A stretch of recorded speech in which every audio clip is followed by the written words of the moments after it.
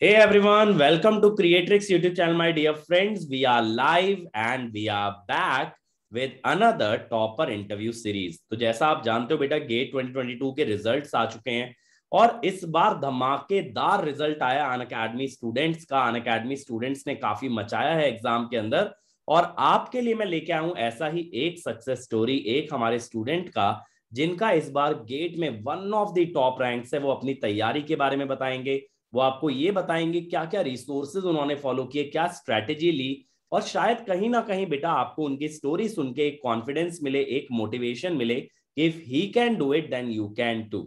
तो मैं आपकी मुलाकात करवाने जा रहा हूं बेटा one of my students, Siddharth Kolte.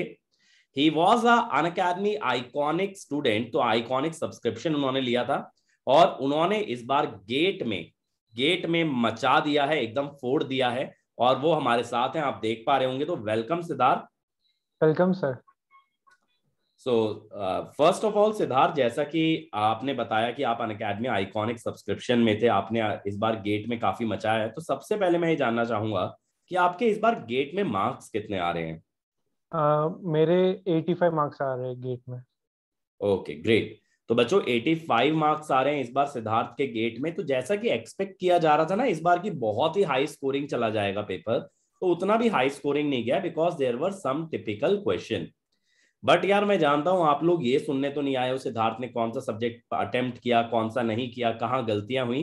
Rather than that हमें ये जानना चाहिए कि सिद्धार्थ यहां तक कैसे पहुंचे, इस रैंक को उन्होंने कैसे अचीव किया। तो सबसे पहले सिद्धार्थ मैं ये जानना चाहूंगा आप कहाँ से बिलोंग करते हैं। सर मैं पुणे महाराष्ट्र से बिलोंग करता हूँ। पुणे महाराष्ट्र से बिलोंग करते हैं। तो आपने अपनी स्कूलिंग ग्रेजुएशन सब कुछ पुणे से ही किया है या फिर आपने कहीं बाहर रह करके किया है। नहीं, एक्चुअली मेरा स्कूलिंग राजकोट गुजरात से हुआ है। और जब मैं कॉलेज में था तब मेरे पेरेंट्स पुणे शिफ्ट हो गए थे। और मैंने कॉलेज एनआईटी सूरत से किया है। एनआईटी सूरत से। तो बेसिकली आप गुजरात में ही रह गए और फैमिली पुणे की तरफ शिफ्ट हो गई। हाँ। तो सिद्धार्थ आपके कॉलेज के अंदर मतलब कैसा माहौल था, गेट के लिए काफी अवेयरनेस थी, काफी सारे बच्चे दे रहे थे और you were one of the few students जो कि गेट देना चाहते थे। फ्यू स्टूडेंट्स, 5% स्टूडेंट्स ही गेट देते हैं और सीरियसली देते हैं। मतलब। अच्छा, क्योंकि एनआईटी जैसे कॉलेजेस से अक्सर ये एक्सपेक्ट किया जाता है, बच्चे कहते हैं कि जो टॉप रैंकर्स होते हैं वो आईआईटी एनआईटी से ही होते हैं, वहाँ काफी अवेयरनेस है। तो आपके कॉलेज में इन जनरल मतलब बच्चे क्या ऑप्शन प्रेफर करते हैं। कैट का एग्ज़ाम प्रेफर करते हैं और गेट का एग्ज़ाम बहुत कम प्रेफर करते हैं और मोस्टली तो प्लेसमेंट्स के लिए ही जाते हैं सब। ठीक है। और सिद्धार्थ जैसे कि हमने देखा कि आपने गेट में इतना अच्छा परफॉर्म किया, तो आपका ये कौन सा अटेम्प्ट था गेट का। मेरा सेकेंड अटेम्प्ट था। फर्स्ट अटेम्प्ट मेरा फोर्थ ईयर के साथ था। और ये उसके बाद का ड्रॉप का फर्स्ट अटेम्प्ट था। ड्रॉप लेके आपने फर्स्ट अटेम्प्ट किया। तो हाँ। आपका कॉलेज परफॉर्मेंस कैसा रहा, मतलब आपका कॉलेज में कितना परसेंटेज था, किस टाइप का आपका एकेडमिक बैकग्राउंड है। तो एवरेज था मेरा मेरा CGPA 8.4 के अराउंड था। और मैं टॉपर्स में से नहीं था कॉलेज में। एवरेज स्टूडेंट था। 15-20 रैंक, मतलब क्लास में 15-20th रैंक पे होता था मैं। Out of how many students. 100 students. 100 students. तो सिद्धार्थ मतलब आप जैसा बोल रहे हो कि चलो मैं ये कहूंगा कि आपका परफॉर्मेंस अबव एवरेज था, तो क्या स्कूल डेज से आप इसी लेवल पे रहे हो या स्कूल में इससे बेटर परफॉर्म करते थे या इससे भी डाउन थे। नहीं, स्कूल में थोड़ा इससे बेटर परफॉर्मेंस होता था। टॉप टॉप 5 में होता था स्कूल में। ठीक है, तो आप स्कूल में एक अच्छे ब्राइट स्टूडेंट थे, तो थोड़ा सा कॉलेज में आके हवा लग गई कहीं ना कहीं। तो अच्छा सिद्धार्थ ये चीज बताओ, जैसे आप कॉलेज में थे, फाइनल ईयर में थे या फिर उससे पहले भी, आपने ये कब डिसीजन लिया कि गेट एग्जाम आपको देना है। मैंने फिफ्थ सेमेस्टर ख़त्म होने के बाद मैंने डिसाइड किया कि मुझे कोर में ही रहना है और मैं गेट की प्रिपरेशन करूँगा। ठीक है, तो आपका एम क्या था गेट देने का, मास्टर्स के लिए जाना था या पीएसयूज के लिए। मैंने एग्जैक्टली सोचा नहीं था, बस यही प्लानिंग था कि गेट देना है। और मतलब टेक्निकल, मतलब जो भी कॉलेज में पढ़ा है उसको एक बार टेस्ट करना है। मतलब कॉलेज के बाहर कोई एग्जाम में, ओपन कंपटीशन में मुझे compete करना था और टेस्ट करना था मेरा नॉलेज कौन से लेवल पे है। और फिर मतलब उसके लिए मैं गेट दिया था बेसिकली, और मास्टर्स का प्लानिंग था ज़्यादा। तो बच्चों, जैसा कि मैं आपको बोलता भी हूँ टेक्निकल बेंचमार्किंग, तो वही सिद्धार्थ आपको बोल रहे हैं कि उन्हें अपनी टेक्निकल नॉलेज को ना जज करना था, बेंचमार्क करना था कि where does he stand in terms of his technical knowledge. तो बहुत ही बढ़िया यार। तो जब आपने फिफ्थ सेमेस्टर में डिसाइड किया तो आपने किस तरह से तैयारी को स्टार्ट किया अपने फाइनल ईयर के लिए? फिफ्थ सेमेस्टर में हमारा दो सब्जेक्ट्स हो चुके थे। एक PS1 हो चुका था, पावर सिस्टम्स 1, और कंट्रोल सिस्टम फिफ्थ सेमेस्टर में ख़त्म हो चुका था। और सेकेंड ईयर में तो मशीन्स ऑलरेडी ख़त्म हो ही जाता है, मशीन्स और नेटवर्क्स। तो ये थोड़े सब्जेक्ट्स पढ़ के मुझे थोड़ा कॉन्फिडेंस आया था कि मैं परफॉर्म कर सकता हूँ गेट में, क्योंकि ये सारे सब्जेक्ट्स में मेरे मार्क्स अच्छे थे, मतलब अबव एवरेज मार्क्स थे इनमें। और मैंने अराउंड अबाउट 2019 में मैंने 2019 का पेपर देखा था कि कैसा था, IIT मद्रास वाला पेपर, तो मुझे थोड़ा इजी लगा था। तो तब मुझे कॉन्फिडेंस आया था कि मैं गेट दे सकता हूँ और अच्छे अच्छे मार्क्स से मैं क्रैक भी कर सकता हूँ गेट को। ठीक है, तो आपको बेसिकली अपने कॉलेज परफॉर्मेंस से एक कॉन्फिडेंस था कि आप गेट में भी अच्छा कर लोगे। तो सिद्धार्थ, आपके जो कॉलेज का पेपर सेट होता था वो कैसा होता था? क्या वो न्यूमेरिकल बेस्ड होता था कि गेट से काफी सिंक में था, या थ्योरी थ्योरी पूछ ली जाती थी, कैसा रहता था? नहीं, ओवरऑल होता था, थियरी भी पूछते थे और न्यूमेरिकल भी पूछते थे। बिकॉज उसमें बेसिकली हमारे जो भी कोर्सेज होते थे कॉलेज के, उसमें कोर्स आउटकम्स होते थे कुछ, जिसमें टेक्निकल नॉलेज टेस्ट करने के लिए भी कोई सवाल पूछना कंपलसरी था पेपर में। और कोई सवाल जो एनालिसिस करने के लिए, न्यूमेरिकल क्वांटिटेटिव एनालिसिस करने के लिए भी कोई पूछना मतलब कंपलसरी था सवाल। तो पेपर ऑल राउंड मतलब बैलेंस बनता था, थियरी भी होती थी, न्यूमेरिकल भी होते थे और कंसेप्चुअल सवाल भी होते थे, जैसे MCQs भी होते थे थोड़े बहुत। चलो यार, ये तो बहुत ही अच्छी बात है अगर पेपर का एकदम स्ट्रक्चर बना हुआ है कि कैसे कैसे पेपर कंडक्ट करना है। तो सिद्धार्थ, जब आपने फिफ्थ सेमेस्टर में तैयारी स्टार्ट की तो आपने अपना कैसे टाइम मैनेज किया? क्योंकि मैक्सिमम बच्चों के साथ ये होता है ना कि कॉलेज के साथ कैसे मैनेज कर पाए। हम सब जब मैं सिक्स सेमेस्टर में पहुंचा था तब तो फरवरी से लॉकडाउन हो गया था। तो हम्म। इतना काम रहता नहीं था, मॉर्निंग में ऑनलाइन क्लासेस हो जाती थी और फिर आफ्टरनून से फ्री रहते थे। लैब्स और वो ऑनलाइन कंडक्ट होते थे, तो लैब फटाफट हो जाती थी ऑनलाइन में भी, तो टाइम बहुत मिलता था, क्योंकि कॉलेज में क्लास में नहीं जाना पड़ता था और बाकी सारे भी फैक्टर्स थे, जैसे मतलब हम कभी भी सो सकते थे, कभी भी उठ सकते थे, तो टाइम मैनेज करने में कोई प्रॉब्लम नहीं होता था। मैं वैसे कॉलेज डेज में तो अच्छे से मैनेज नहीं कर पाया था, मैंने ड्रॉप के ईयर में ही मेरा अच्छे से प्रिपरेशन किया।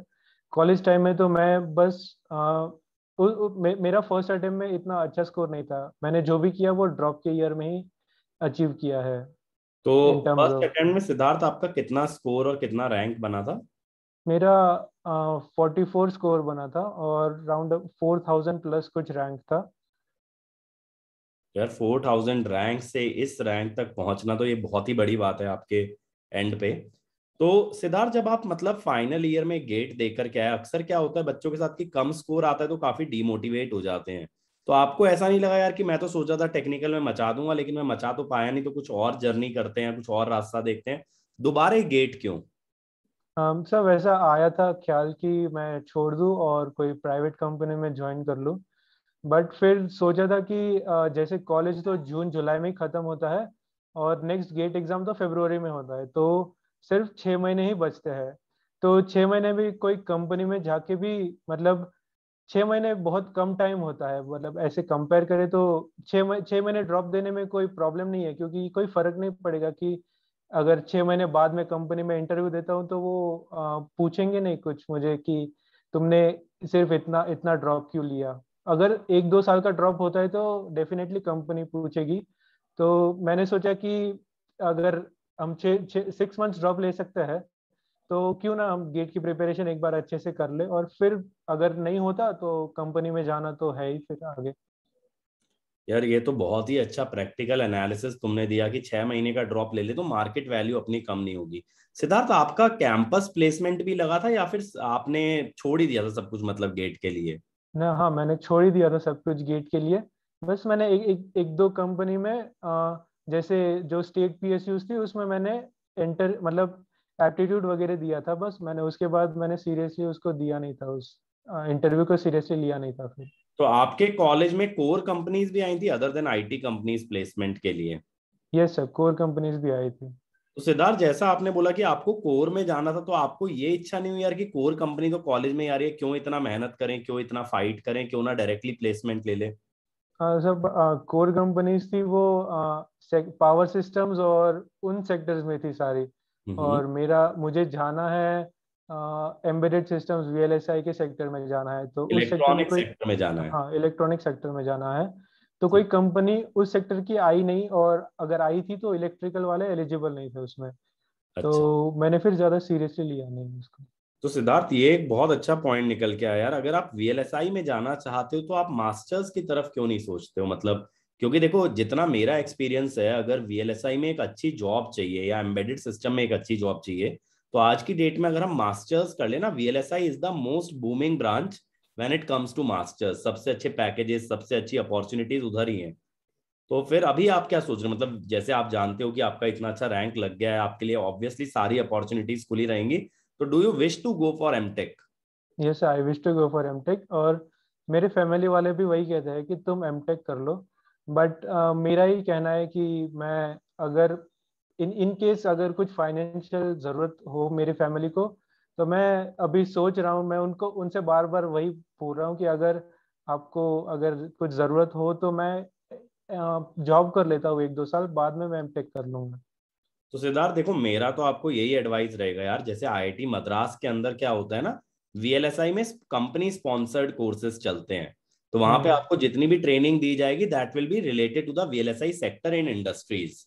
तो वो आप अगर करते हो तो आपको काफी बेनिफिट हो सकता है, क्योंकि उसके बाद डायरेक्टली आप कंपनी में प्लेस हो सकते हो ऑन द सेम प्रोफाइल। तो इस तरह हम्म। के कोर्सेज एक्सप्लोर करो, क्योंकि आपकी रैंक पे ये सब ओपन रहेगा। और कहीं ना कहीं यार, एमटेक के लिए जाते हो तो अपने पेरेंट्स से इंडिपेंडेंट तो हो ही जाते हो इन टर्म्स ऑफ स्टाइपेंड। अगर अपना खर्चा मैनेज करते हो तो 1 या 2 साल का स्ट्रगल है, बट यहाँ से जो पुश मिलेगा ना आपके करियर में, that will be completely next level. और दूसरी बात मैं आपको बताऊं, जैसे शायद आपने देखा हो, एक बच्चे का मैंने इंटरव्यू भी लिया था जिसका एमटेक के बाद 51 लाख का पैकेज लगा था। तो अगर आप हम्म। एमटेक में जा रहे हो तो साइड बाय साइड ना कंप्यूटर बेस्ड स्किल जरूर सीखना। Like artificial intelligence, machine learning, इनके सर्टिफिकेट कोर्सेज कर लिए, इस पे छोटा मोटा प्रोजेक्ट कर लिए। तो बेसिकली अगले 2 साल अगर आप एमटेक करते हो तो इस चीज पे फोकस करना कि आपका स्किल सेट कितना इंक्रीज कर रहा है। अगर आपने स्किल सेट बहुत अच्छा बना लिया, एक टॉप कॉलेज से एमटेक कर रहे हो, तो you can get the highest package. और अगेन देखो, वही वाली बात है, 2 साल अगर आप मान लो आज की डेट में जॉब लेते भी हो 15 लाख के पैकेज की, तो 2 साल में 30 लाख बना। 30 लाख में अगर हम इन हैंड सैलरी की बात करें तो 16-17 लाख रुपए आपके हाथ में आएंगे। और वहीं अगर मैं सीधा एमटेक के बाद 40-50 लाख का पैकेज अर्न कर लूं, तो मैं 1 साल में उसको ऑफसेट कर सकता हूं। तो इस तरह से थोड़ा सा थॉट प्रोसेस रखना, क्योंकि आपका बहुत अच्छा थॉट प्रोसेस था ड्रॉप को लेके, लेकिन यहां भी अगर एक प्रैक्टिकल डिसीजन लोगे तो I think hmm. That will be great. तो सिद्धार्थ, जब आपने ड्रॉप लेने का डिसाइड किया कि यार 6 ही महीने का तो ड्रॉप है, ड्रॉप लेते हैं, तो आपको अन अकेडमी के बारे में आपने क्यों सोचा? मतलब ऐसा क्या था which why you wanted to join an academy? Sir, जब मैं फोर्थ ईयर में था तो आई थिंक आपका, जब लॉकडाउन शुरू हुआ था 2020 में, तभी आपने फ्री कोर्स देना शुरू किया था क्रिएट्रिक्स वेबसाइट पे। तो मैं वो फ्री कोर्स फॉलो करता था। तो वो फ्री कोर्स मुझे काफ़ी अच्छा लगा था। और उसी से मैं इंस्पायर होके मैं फिर आइकॉनिक सब्सक्रिप्शन लिया, ताकि मेरे जो भी डाउट्स है, तो मैं पर्सनली कोई जो भी मुझे जो गाइड मिलता है उससे मैं इंटरेक्ट करके वो सॉल्व कर सकूं। इसलिए मैंने आइकॉनिक आइकॉनिक लिया था अनअकैडमी तो सिद्धार्थ, आपने किस टाइम फ्रेम में ज्वाइन किया था अन अकेडमी, किस मंथ में? का। मई 2021। मई 2021। तो ऑलमोस्ट ये मान के चल सकते हैं you had around 8 months to prepare for GATE. Yes sir. तो सिद्धार्थ, इस 8 मंथ्स में आपने स्ट्रैटेजी क्या बनाई और कैसे बनाई? मतलब जो भी स्ट्रैटेजी आपने बनाई, how did you arrive at that strategy, और क्या स्ट्रैटेजी थी? सब स्टार्टिंग में तो सब वही बोलते हैं कि स्टार्टिंग में 3 सब्जेक्ट से स्टार्टिंग करना चाहिए, मैथ्स, डिजिटल और नेटवर्क से। तो मैंने डिजिटल और नेटवर्क से स्टार्टिंग किया था। और डिजिटल नेटवर्क होने के बाद मैंने फिर सिग्नल एंड सिस्टम शुरू किया। और नेटवर्क ख़त्म होने के बाद मैंने मशीन शुरू किया था। और उसके बाद मैंने जैसे सिग्नल एंड सिस्टम्स ख़त्म हुआ, फिर कंट्रोल सिस्टम्स कर लिया। तो वैसे सब बोलते हैं कि सिग्नल के बाद कंट्रोल करना चाहिए, तो इन डेप्थ हमें नॉलेज मिलता है। तो मैंने ये 2 सब्जेक्ट्स तो वैसे किए थे। फिर नेटवर्क के बाद मैंने मशीन्स के बाद पावर सिस्टम्स किया। तो मुझे सिंक्रोनस मशीन्स का भी पावर सिस्टम में बेनिफिट हो गया। फिर बाद में मैंने पावर इलेक्ट्रॉनिक्स और वो 2-3 छोटे सब्जेक्ट्स कर लिए थे, और फिर एंड में मैथ्स और एनालॉग किया था थोड़ा। तो सिद्धार्थ मतलब ओवरऑल हम ये कह सकते हैं कि कहीं ना कहीं आपने एक कोर सब्जेक्ट और एक नॉन कोर सब्जेक्ट पैरेलली लेके चलते रहे। Yes sir. अच्छा सिद्धार्थ, अब इसके अंदर अगर मैं ये पूछूं कि आप अपना डेली शेड्यूल कैसे रखते हैं? कई बार क्या होता है ड्रॉपर के लिए यार पूरा दिन घर में पड़े रहना काफी डिमोटिवेटिंग हो जाता है। तो कैसे खुद को मोटिवेट करते थे यार, टाइमली पढ़ना है, रिवीजन भी करना है, प्रैक्टिस भी करना है, ये कैसे मेंटेन करते थे? सर जब जब देखते हैं कि बाकी सब जो दोस्त होते हैं वो अपने अपने जो फील्ड्स में प्लेसमेंट्स में जब वो ग्रो कर रहे हैं, तो फिर कहीं ना कहीं मुझे भी लगता था कि मुझे भी उनकी तरह अगर ग्रो करना है तो मुझे भी उनके जैसा ही शेड्यूल फॉलो करना पड़ेगा। वीक में 6 दिन या फिर मोस्ट प्रोबेबली 7 दिन काम करना पड़ेगा। तो मैं ऐसे ही मानता था कि मैं कहीं कहीं जगह जॉब पे जा रहा हूँ, तो मैं उसी तरीके से पूरा मैंने मेंटेन किया था मेरा शेड्यूल। मॉर्निंग में 2 लेक्चर देखता था, बाद में कुछ न्यूमेरिकल सॉल्व करता था 2-3 घंटे, फिर दोपहर में थोड़ा रेस्ट लेता था, और शाम को वापस 1 या 2 लेक्चर देख के रात को वापस न्यूमेरिकल थोड़े। तो यार ये बच्चों एक बहुत अच्छी बात है जो सिद्धार्थ ने आपको बताई ना। मैं आपको हमेशा क्या कहता हूँ, मोटिवेशन से ज्यादा ना रिस्पॉन्सिबिलिटी। अगर कोई रिस्पॉन्सिबिलिटी समझ ले कि मेरी जिम्मेदारी है कि मुझे ये काम करना है, मुझे पढ़ना है, दिन रात इतना मेहनत करना है, यानी अपनी अप्रोच को लेके ना कहीं प्रोफेशनल हो जाओ। क्योंकि आज नहीं तो कल तो यार देखो प्रोफेशनल बनना ही है। जॉब पे जाओगे तो मोटिवेशन हो या ना हो, सुबह उठ के जाना पड़ेगा, 5 या 6 दिन हफ्ते में काम करना पड़ेगा। तो सेम अप्रोच सिद्धार्थ ने रखी कि भाई ये रिस्पॉन्सिबिलिटी है, इसमें ज्यादा कुछ सोचने की जरूरत नहीं है। And he was able to maintain his schedule. तो सिद्धार्थ मतलब अगर अब इसके बाद हम और थोड़ा सा डीप डाइव करते हैं, तो आपने कौन कौन से सब्जेक्ट के लिए किन एजुकेटर्स को फॉलो किया? डिजिटल के लिए शंकर सर को फॉलो किया था। डिजिटल और नेटवर्क मैंने शंकर सर से किया था। फिर विशाल सर से signal and systems, control systems और ईएमएफटी किया था। हम्म। आपका मैंने पावर सिस्टम्स देखा था, मशीन्स देखा था, फिर पावर इलेक्ट्रॉनिक्स देखा था, एनालॉग इलेक्ट्रॉनिक्स देखा था, मेजरमेंट्स देखा था। मैथ्स के लिए उमा सर। हाँ, मैथ्स के लिए उमा महेश्वर सर को फॉलो किया था, और एप्टीट्यूड के लिए सौरभ ठाकुर सर को फॉलो किया था। तो सिद्धार्थ जैसे आपने बताया कि डेली के 2 लेक्चर देखते थे फिर प्रैक्टिस करते, तो आप प्रैक्टिस के लिए सोर्स क्या यूज करते थे? आ, आ, आपके आपके सब्जेक्ट्स में तो आपने दिए दिए ही थे, मतलब हर लेक्चर के बाद आपने जो 15 to 25 जो न्यूमेरिकल्स होते थे वही करता था।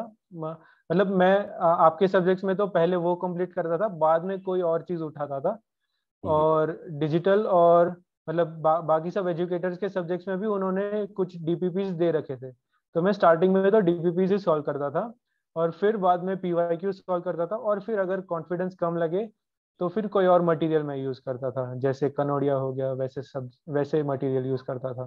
तो सिद्धार्थ मेरे पास ना जनरली क्लास में एक क्वेरी ये आता है कि जब बच्चे डीपीपी लगाते हैं, क्योंकि मैं डेली असाइनमेंट दे रहा हूँ, तो 10 में से 6 ही बन पाए, 5 ही बन पाए तो डीमोटिवेट हो जाते। तो आप कितने क्वेश्चन बना लेते थे आउट ऑफ 10? ये सर स्टार्टिंग में तो प्रॉब्लम हो जाता, स्टार्टिंग में तो 2-3 ही बनते थे, क्योंकि स्टार्टिंग में फॉर्मूलाज भी ठीक से याद नहीं होते, और फॉर्मूलाज में कैसे अप्लाई करना है, कौन से मतलब एक एक अप्रोच डेवलप नहीं होता। तो स्टार्टिंग में तो प्रॉब्लम होता था, but on an average 60 to 70% numericals हो जाते थे डीपीपी के पूरे सब्जेक्ट के। ठीक है।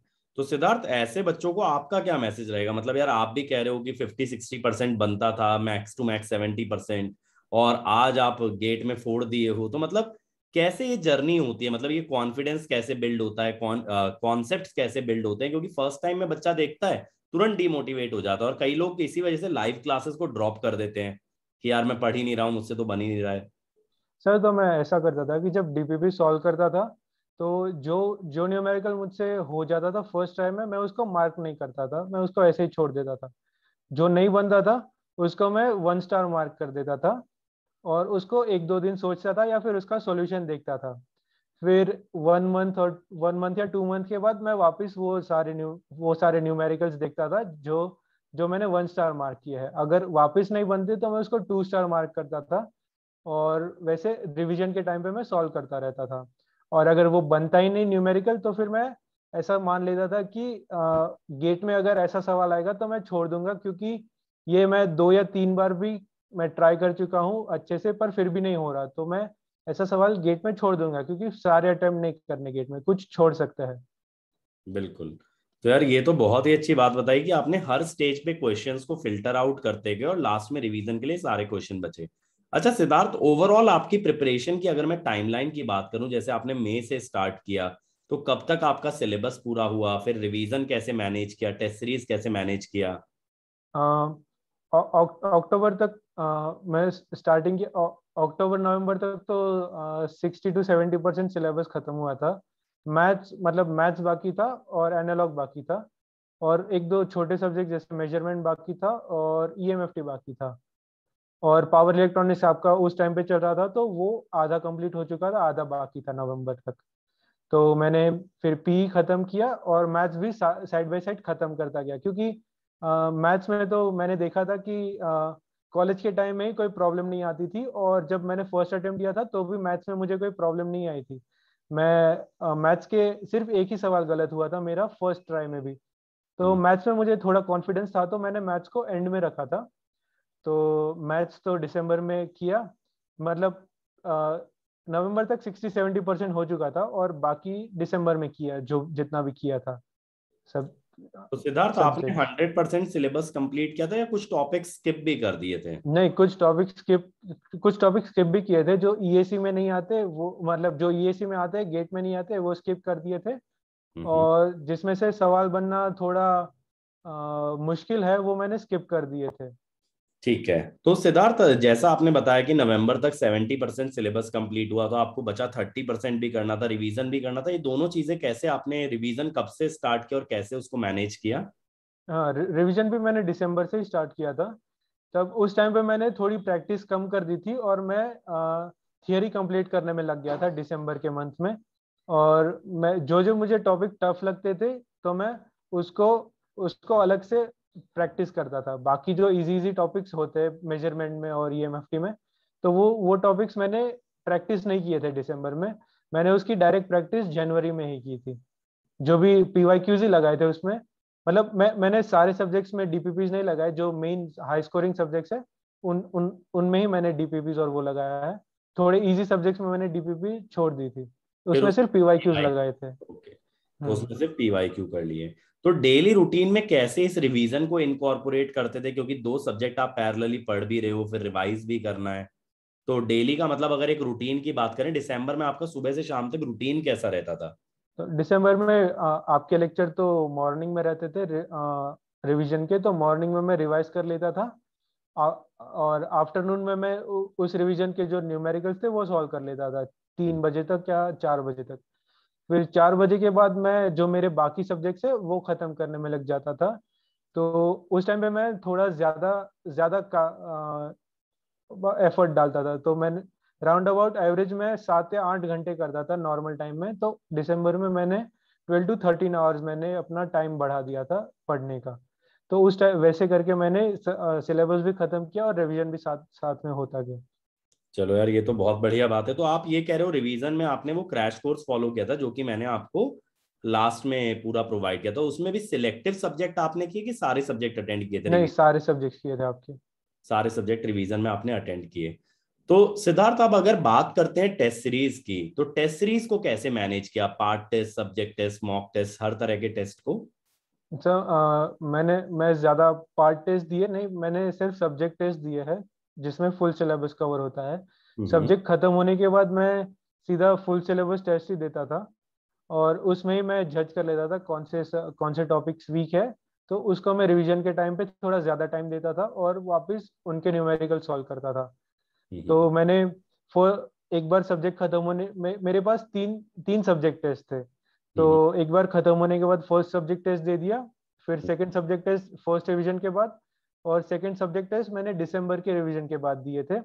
और फुल सिलेबस टेस्ट मैंने जनवरी से ही शुरू किए थे। जो अन अकेडमी के फुल सिलेबस थे वही किए थे, मतलब जो फुल लेंथ टेस्ट होते हैं वो मैंने अन अकेडमी वाले ही दिए थे।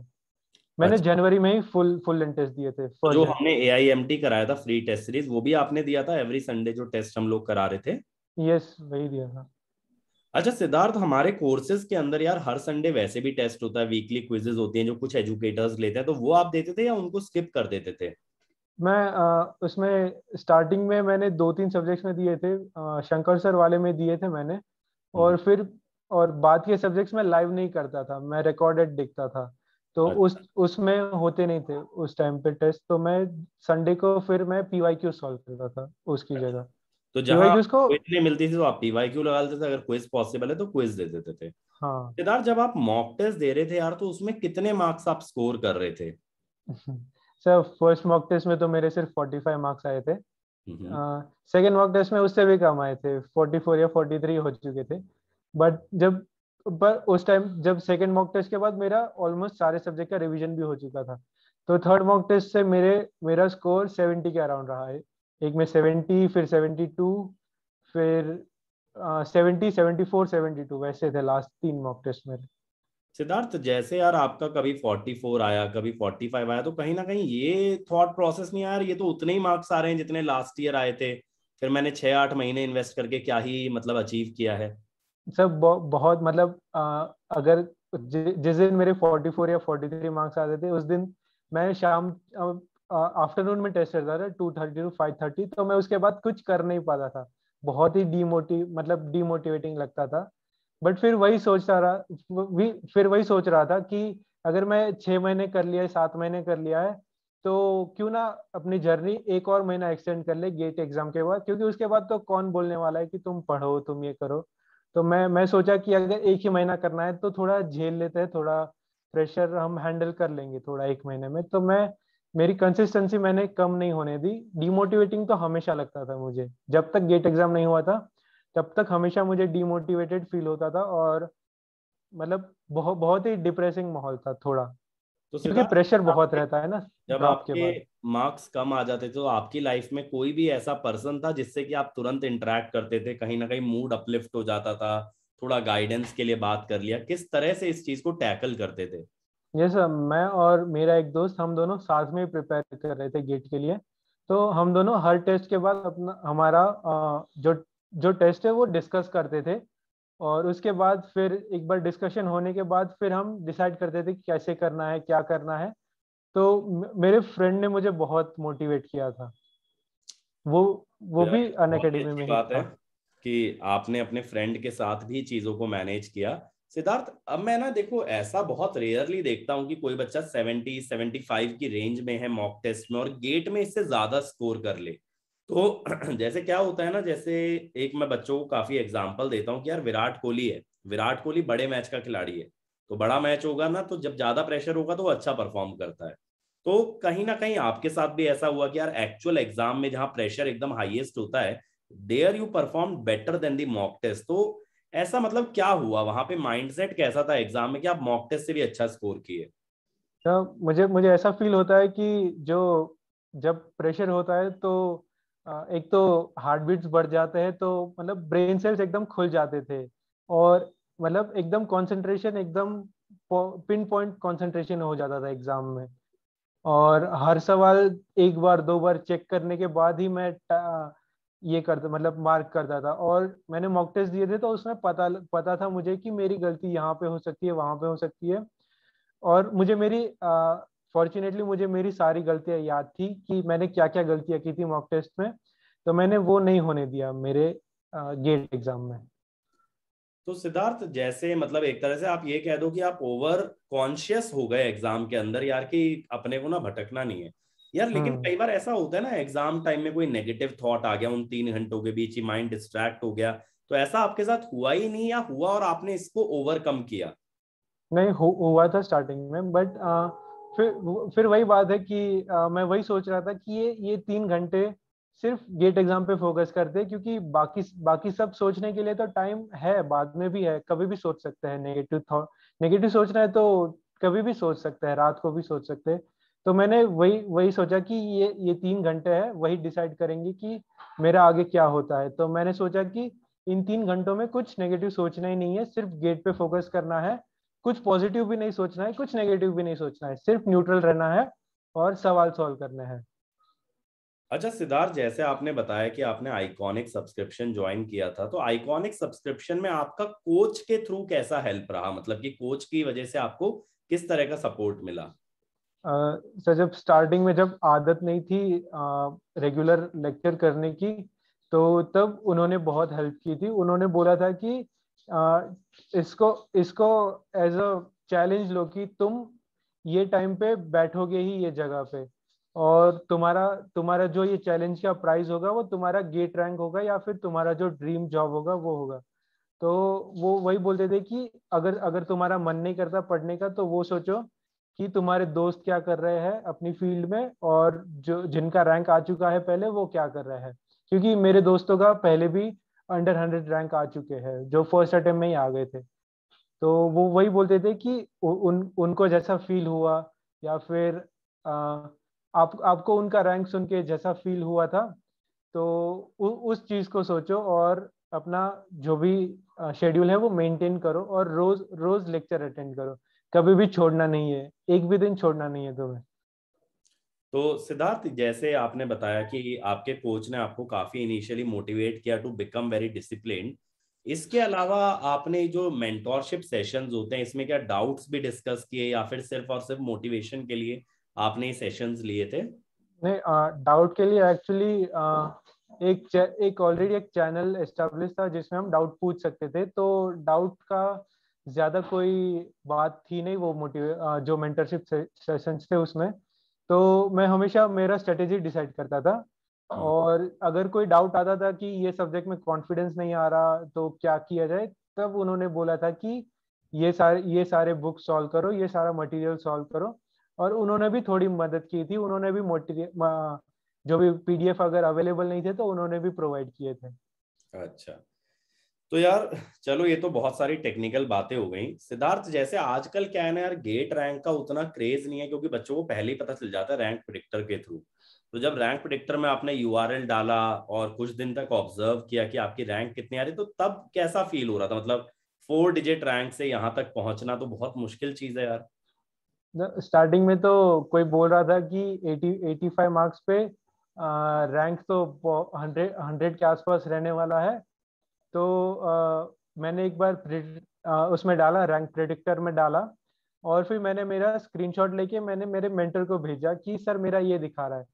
तो मेरे मेंटर ने तो वहीं पे बोल दिया कि प्लीज डोंट फॉलो दिस, तुम सिर्फ डाल के रखो, और फिर जब गेट एग्जाम आएगा उस टाइम पे देखना कि तुम्हारा रैंक क्या रहता है।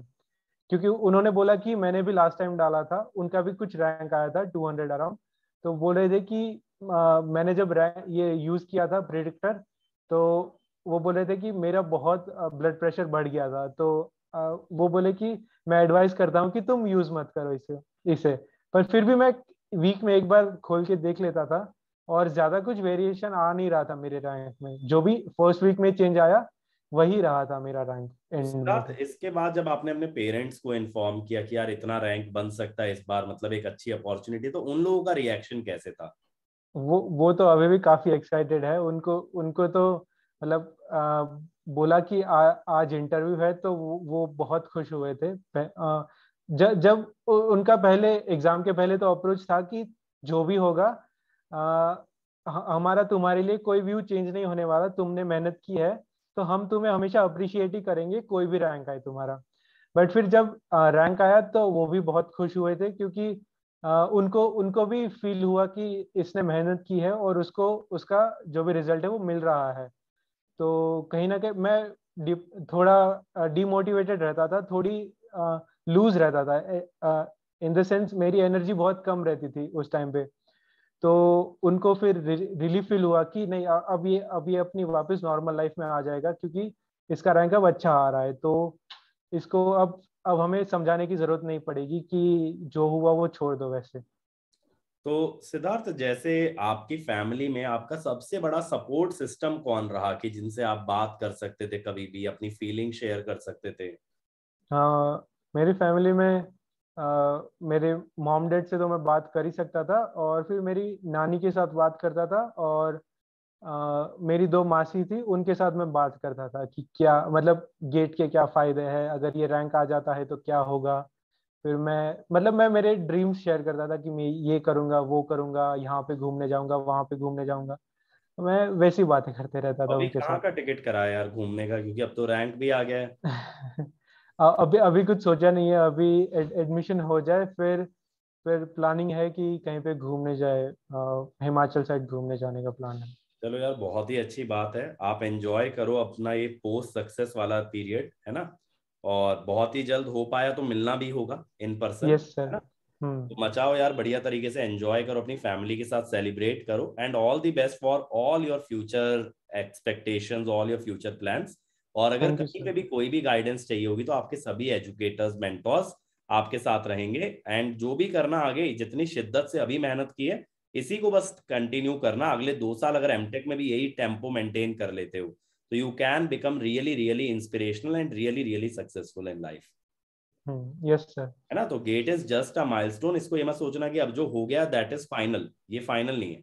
इट्स जस्ट अ बिगिनिंग, एक अच्छा बिगिनिंग अपने को मिल गया है, बट अब इस मोमेंटम को लूज मत करना कभी भी। Yes sir. चलो, all the best Siddharth, and it was nice talking to you, and again a big congratulations for your thank you success. Sir. Welcome.